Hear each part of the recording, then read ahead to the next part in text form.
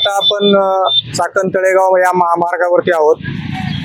या महामार्गावरती म्हाळुंगे इंगळे येथील या जीर्ण झालेल्या पुलावरती आहोत। या पुलाला जवळपास 100 वर्षे उलटली आहेत।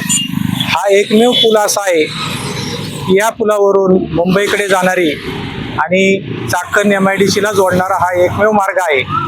या मार्गाची अवस्था अत्यंत दुर्दैवी झालेली आहे।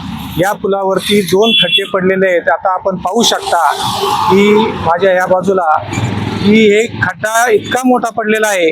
या भगदाडामधून सहज दुचाकी स्वार याच्यातनं खाली पडू शकतो, केव्हाही मोठा अपघात या ठिकाणी घडू शकतो, अशी दुरावस्था या पुलाची झालेली आहे।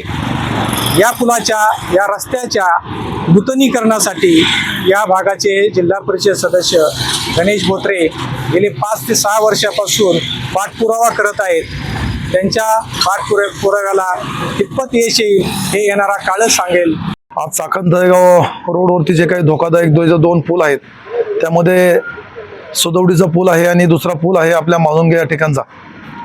मागच्या आठवड्यामध्ये पोलीस प्रशासन आणि मी त्या ठिकाणी पाहणी केली असता त्या पुलाचा पाठपुरावा मागच्या 5 वर्षापासून माझ्यासारखा कार्यकर्ता करत आहे, परंतु प्रशासनाचं त्या पुलाकडे कुठल्याही पद्धतीचं लक्ष नाही। उद्याच्या काळामध्ये जर मोठी दुर्घटना घडली त्याला निश्चितच प्रशासन जबाबदार राहणार आहे। माझी प्रशासनाला विनंती आहे, तुम्ही त्या ठिकाणी आम्ही सर्व कार्यकर्त्यांनी मिळून जर उद्याच्या काळामध्ये मोठं आंदोलन जर केलं तर ह्याची कुठल्याही प्रशासनाला त्या ठिकाणी चुकीचं वाटू नये। कारण की त्या पुलाची परिस्थिती आता अशी झालेली आहे की दोन्ही बाजूने जर पाहिलं तर 2 व्हीलरवाला माणूस जर गेला तर पूर्ण त्या पुलामध्ये खाली पडू शकतो, अशा पद्धतीची परिस्थिती म्हाळुंग्याच्या पुलाची झालेली आहे।